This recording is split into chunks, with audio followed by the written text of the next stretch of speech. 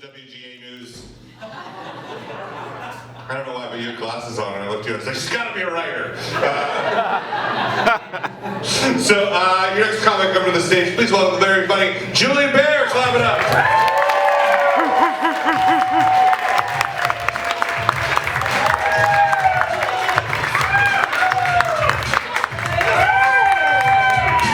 Nice, it's so great to see everybody. Thanks for coming out.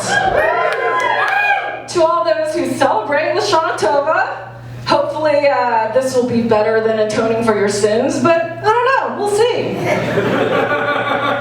You may have noticed I'm using a mic condom. That's because I don't know where this thing has been.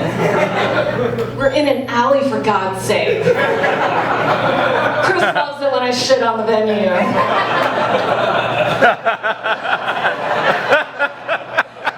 Look, I know that this condom isn't going to prevent me from getting COVID, but it might prevent me from getting pregnant. I don't know, I grew up in Alabama, we didn't have sex ed, so. I do have OCD. It's all good though, because like having irrational compulsive behaviors means that I always have something to do. I'm never bored. Yeah, so I'll do things like I'll make sure that the stove is off, even though I've taken photographic evidence that it is not and that I've never turned it on. I love weighing myself multiple times a day and then graphing it. I like to be quantitative about what I'm worth, you know? So, I also love compulsively eating Taco Bell. Yes. All right! It's like, I'm not even hungry, but do I need to make a run for the border? Hell yeah. You gotta live Moss. That was my husband Brian in the prior set about McDonald's. So yes, we share unrelenting love for fast food chains and their slogans. People always say, Taco Bell makes you gain weight. But al contrario, one bean burrito, and I've found 30 minutes later, I'm 1.5 pounds lighter. It's a diarrhea joke. In addition to OCD, unfortunately for my husband, I'm also hypersensitive. So that means that I don't like bright lights, most sounds and smells kind of annoy me, and I cannot stand being touched. I thought I was going to be diagnosed with being on the spectrum, and instead I was diagnosed as being the neighborhood cat.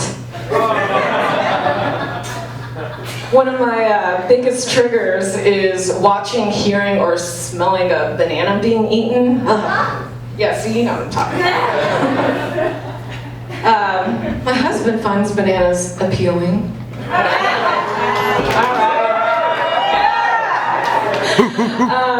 At a wedding, the pastor was like, to you, Brian, I promise to love and cherish Julie, forsaking all others, including bananas. Well, he must have been pretty bananas for me, because he said I do. Thank you. And I was like, look, I want him to have fun, so I was like, you can have a little banana side action. We just have to establish some ground rules. I don't want to know about it. I don't want to smell it on you.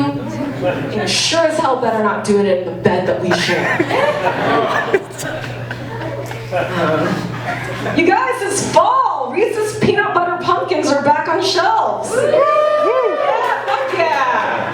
I love the Reese's shapes. I think it's the singular failure point of American capitalism that shapes aren't available on shelves all year round. Instead, we have cups, which don't even look like cups. They're frustums. But I guess the Euclidean geometry term didn't hit quite as hard as cups. All right, there's my fellow nerd right there. So, the only time I've ever had to freeze my eggs is at Easter. Because Reese's corporate can't figure out how to make a fun shape for summer. You know, like a sun or a beach ball. That's a circle for you, my dude.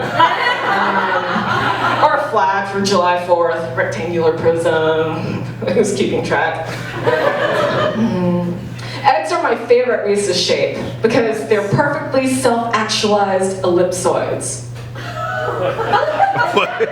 Technically they're ovoids, but I was told that the word ellipsoids is funnier, so I'm sacrificing math in service of the joke. You're welcome.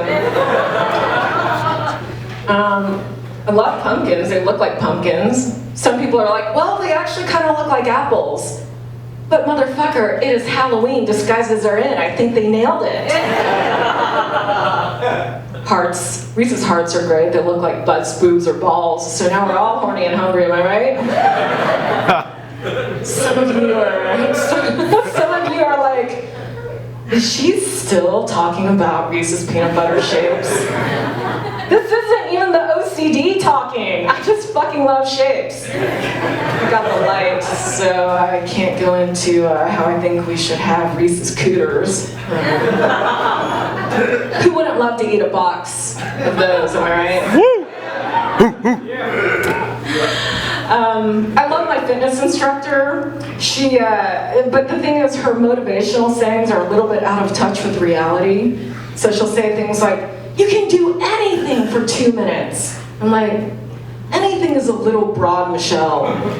There are lots of things I can't do for 2 minutes. Wrestle with a hungry bear, tread water while holding an anvil over my head, appear to be interested when my father-in-law is talking about golf.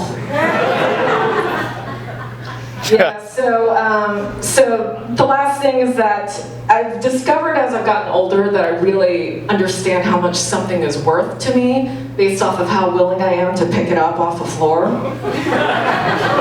The other day I dropped a vitamin and I was like, well, there's more in the cabinet. I fumbled my lip gloss on the bathroom floor, grabbed my phone, replacement is on its way from Sephora.com. Now I drop a Reese's egg on the floor,